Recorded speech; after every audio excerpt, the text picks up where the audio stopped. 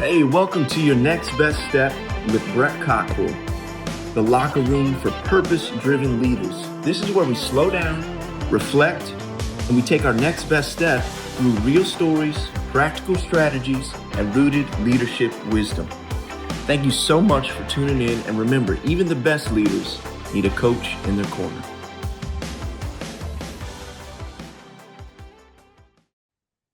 Well, hey, welcome to your next best step podcast today. Welcome into the leaders' locker room, and I gotta just right out of the gate tell you that today, this weekend, these next 4 days, it is March Madness. Recording on Thursday. And this is my happy time. This is my favorite time of year. It's my favorite weekend. We're hosting some games here in the Below, going to the night session with my buddy Coach Mike Licata. And so a little shout out there. But welcome to the locker room today, where we get real and rooted, slow down, and just help us uh, become better human beings. I love what John Maxwell says. He says, we need to be great at what we do, and I believe that. But we need to be. You say that again. We need to be really good at what we do. We need to be great at who we are. And I believe that that's what we want to try to do here on this podcast. And this episode is one of these episodes. I'm not interviewing anybody today. I'm just going solo. I enjoy kind of the give and take. Did several interviews in a row, and I love being able to really kind of do what I get to do every day with leaders, is just kind of get across from leaders like yourself, hear, listen to what's going on. What are the pain points, frustrations? How can I help serve them? And today is one of these areas that is near and dear to me. And I just want to kind of break it down. I have a weekly email that I started at the beginning of the year called Throwdown Thursdays. And over the last 3 weeks, we've been doing kind of a part one, a part two, and a part three on this principle, this value that you've heard me say before on here. I will continue to say it. And it's based upon these four letters, EDOT. Everything depends on trust. And there is a passage of scripture. I'm a person of faith. That's who I am. I can't explain all there is about God and about faith, but there's so much that I can't deny. And so that's who I am. And so I wanted to share a passage of ancient truth that is as relevant today as it was thousands of years that it was written ago.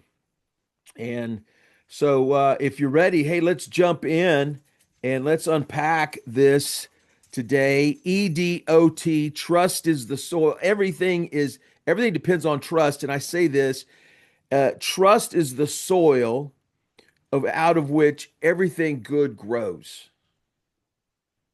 And it's really important. This is what I know. I'm not a gardener. I grew up watching both my grandparents on my dad's side and my mom's side always had a small garden.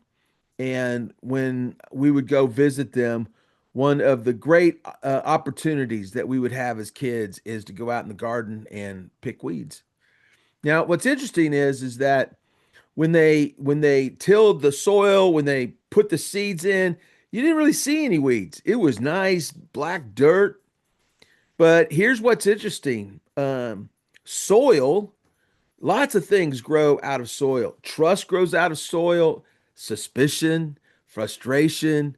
And so we have to tend. We are stewards of the soil that we are responsible for, that we're creating. And so everything depends on trust. And so that's really man, it's really the framework. It's kind of the foundation of all the work that I do with leaders.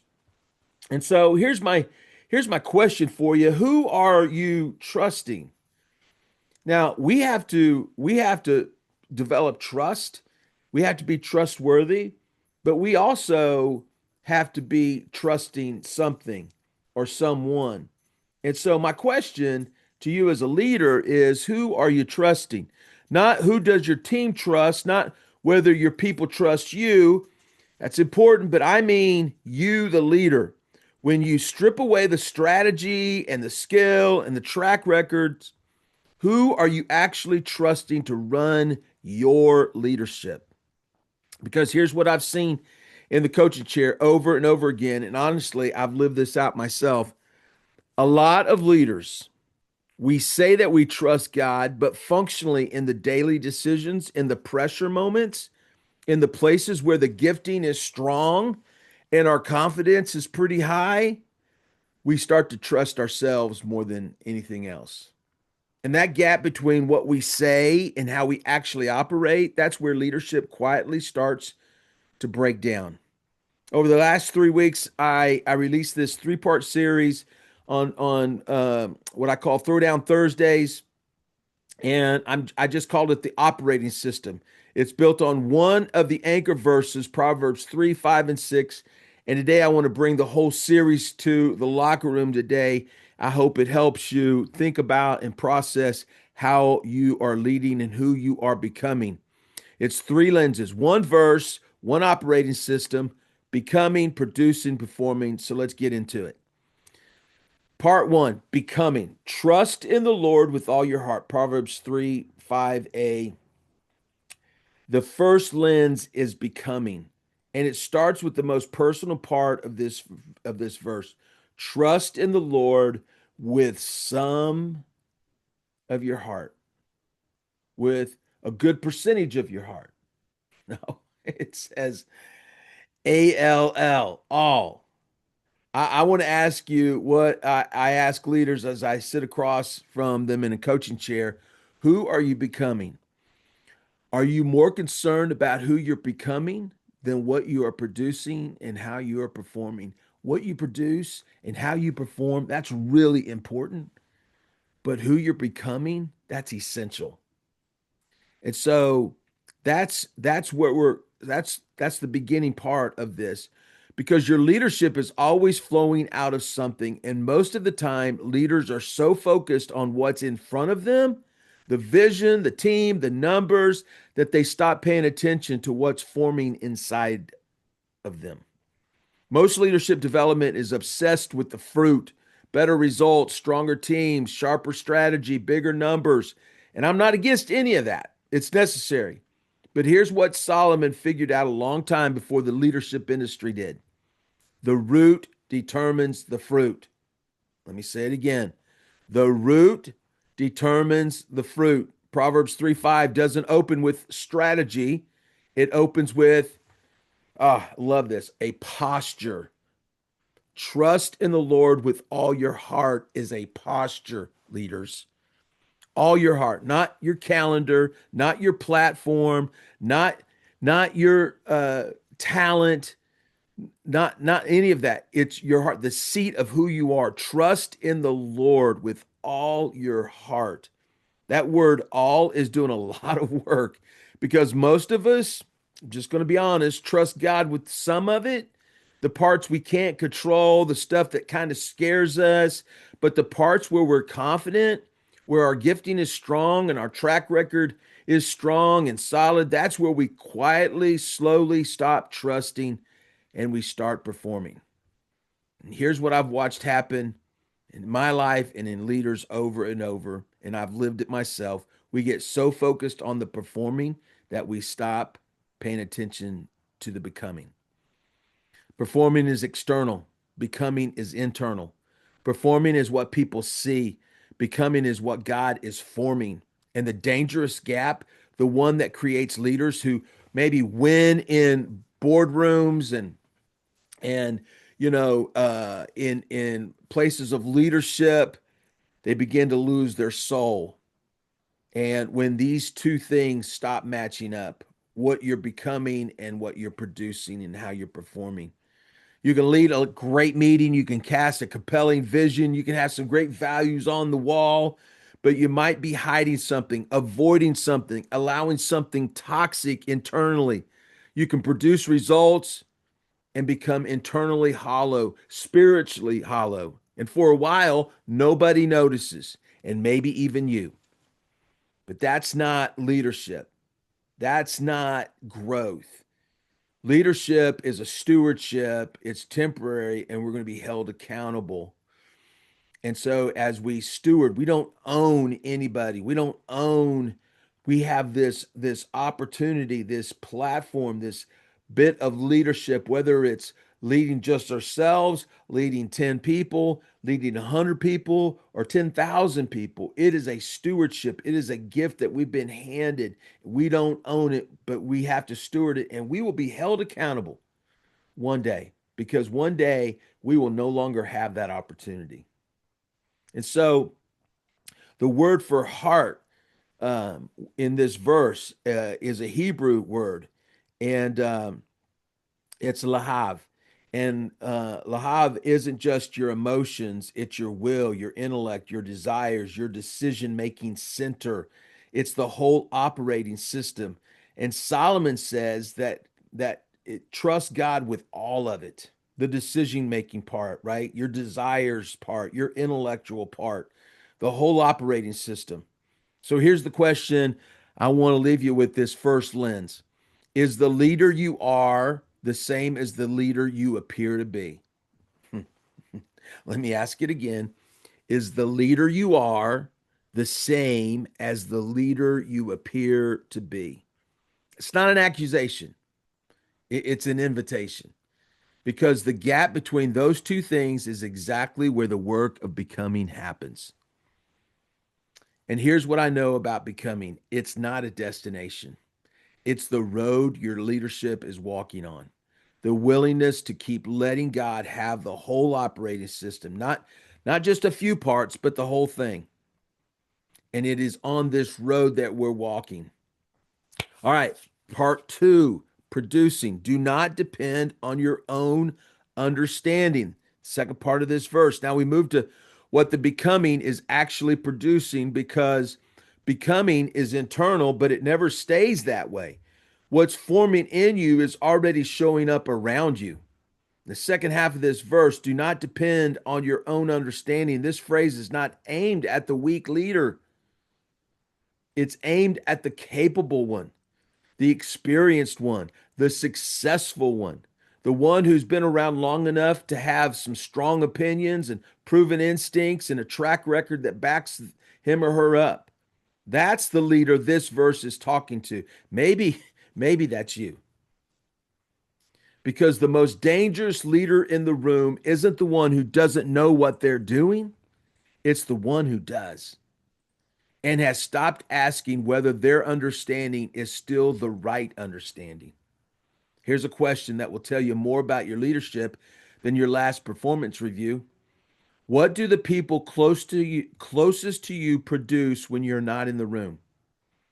What do the people closest to you produce when you're not in the room? Not what they accomplish, not their output metrics. Those are all important. That's what we're talking about here. What do they produce emotionally, relationally, culturally? Are they producing trust or tension?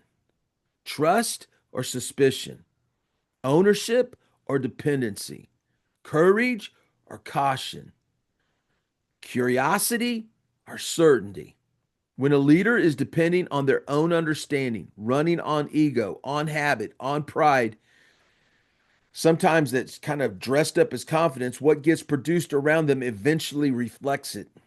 People start managing up instead of leading forward. They stop bringing hard truths. They perform for the leader instead of producing for the mission. Sound familiar? It's happened probably to all of us. I know it has to me in the environments that we've created.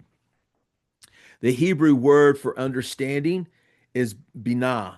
the capacity to discern, to process, to make sense of what's in front of you. It's a God-given faculty. Solomon isn't telling you your mind is the problem. He's telling you it isn't the ceiling. The problem is when you start treating your benign like it's the final word. That's the humility gap, the space between what you know and what God knows. And the wider that gap gets in a leader's heart, the more they trust their own read on every situation, the more brittle, more controlling, and more isolated their leadership becomes. Wow.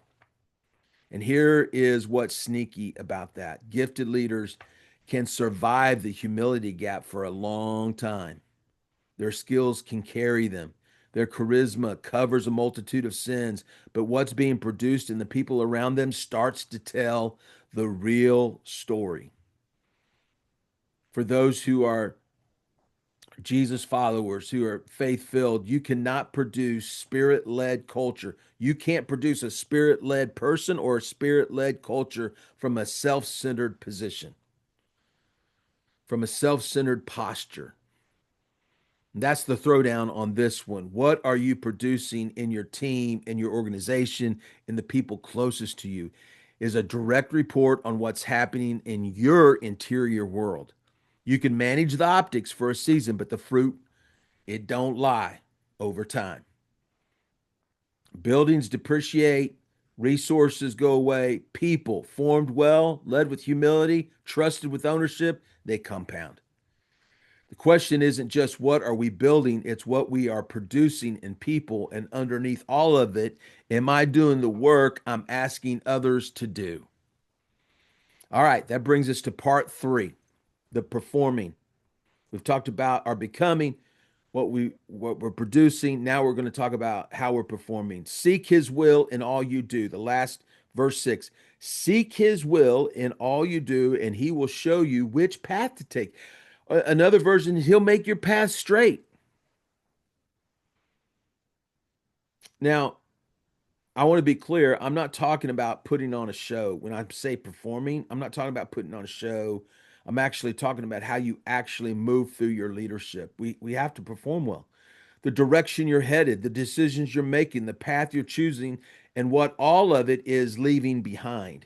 Seek his will in all you do, and he will show you which path to take. The word all shows up again, not just in the big decisions, not just in the moments of crisis, all the staff meetings, the hard conversations you've been avoiding, the way you respond when the numbers disappoint, the way you treat people, the person in the room with the least amount of power. All of it is leadership. All of it is a path, and all of it leaves something behind. Just a few days ago, I was in Florida with my wife, and we were out on the water with some friends of ours, Mark and Katie. It was a gorgeous day, clear blue water. There was tons of boats out, and Mark was our captain for the day. And he would occasionally, as we were, going along, and there's all different sizes of boats. We were in a good sized boat, but the water, when the wind kicks up, the water starts to get choppy. And he would occasionally see another boat coming across, and he would kind of pull in behind another boat's wake because the water was smoother. You've seen it, those two lines of churned up water spreading out behind a moving vessel. The wake doesn't lie. It tells you exactly where the boat has been, how fast it's moving, whether it's in control. Every boat leaves a wake. And every leader leaves a wake as well. Your wake is what remains after you've moved through a room, a conversation, a season of leadership. It's the emotional residue you leave in and on people. It's what your team talks about after you leave the room, after you leave the building. It's what your kids feel when you come home still carrying the weight of the day. It's what the people you led 5 years ago still say about what it was like to follow you.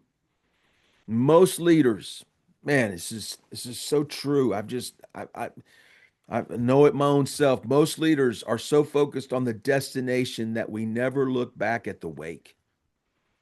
And here's where a lot of leaders break down on this one. They surrendered in the becoming season. They even cleaned up what they were producing, but when it was time to perform, when the pressure was on, the expectations were high, the stakes were real, they quietly took the wheel back in their hand because performing feels like the one place where it's on us, where your competence is the currency, where surrender feels like weakness. But Solomon says the path, the actual direction God wants your leadership to take, only gets revealed to the leader who's still seeking in the middle of the performance, not before it, not after, like in it. And that's where the path starts to become clear. Spirit led leadership is not soft, it's not passive, it's not wait and see, it's grounded strength, moving with full conviction and full surrender at the same time. The operating system God is after isn't just what you believe, it's how we move. You can have the right theology and leave a destructive weight, leader. You can have the right strategy and perform your way into isolation. You can check every leadership box and still find yourself on a path that no one, including God, had directed you toward. Seek his will in all you do, not just in all you plan, in all you do. The path gets revealed in motion to the leader who hasn't stopped seeking while they're moving. That's not a formula, that's a relationship. And relationships require presence, not just performance. So the question isn't just, am I headed in the right direction? It's what am I leaving behind as I go? So, three parts, one verse, one operating system. Becoming, who are you at the root when no one's watching? Producing what the root is generating in the people and culture around you, performing how you're actually moving and what you're leaving in your wake. And underneath all three, the question we started with today, who are you trusting? Because everything depends on it. Everything depends on trust. It's not just a principle, it's the operating system. Hey, if this resonated with you today, I want to invite you into the written version of it. Every week, I send out a Throwdown Thursday email. It's a free leadership email built for purpose driven leaders who want to go deeper than the surface. It's this operating series, it's in there, it's live right now. Three parts to it. I do it every Thursday. Today, I just thought I would come back and share it with you in the locker room here today. If you'd like more information about that, or if you'd like to sign up, you can go to my website, bcleadershipco.com. That's bcleadershipco.com. And you can sign up for the Throwdown Thursdays.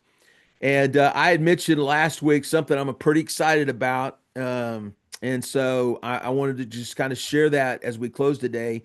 It's called the Leaders Locker Room Membership.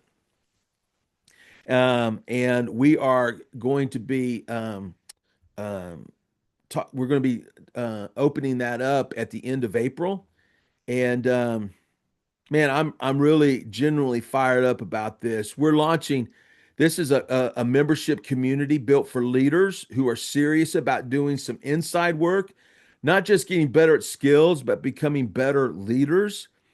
And it's the kind of space where you can kind of slow down, get real, go deep with leaders who are on the same journey.